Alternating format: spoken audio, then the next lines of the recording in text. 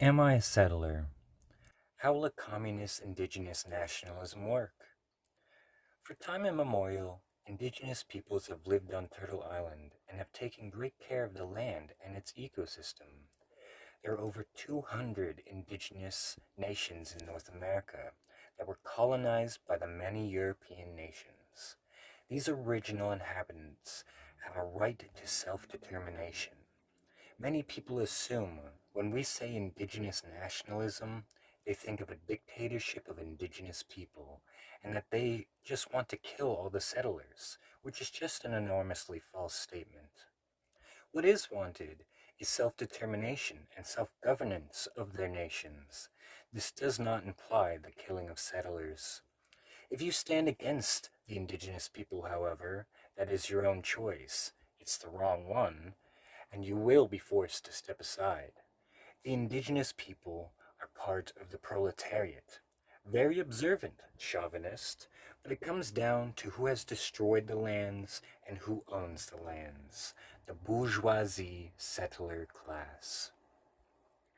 We as the settler proletariat must stand with our indigenous proletarian comrades, not from a stance of a guilty conscience, but of a recognition that this is not our land and never has been. We are guests on this land, and to stand with indigenous people, we will need to account for that. Their liberation and self-determination is the just thing to do. Returning to the topic of indigenous nationalism, it isn't about removing the settlers, it's about giving stewardship of the lands over to the original nations. To assume, as you chauvinists love to do, that productive and material forces will be diminished is false. The indigenous people may not be monolithic, but they have increasingly become cooperative with each other. One state with many nations is the way to go.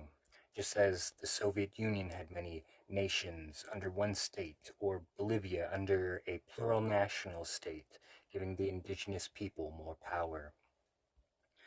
A union, if you will, of the many nations that existed here before colonization, as well as the many new nations made due to colonial displacement. You as a settler are probably saying to yourself, why should I want to join the indigenous peoples when the majority of people in North America are settlers as it is? Why shouldn't I be patriotic to my settler nation? Well, the first thing that needs to be done is to read this history of your nation, how it came about, and why there were so many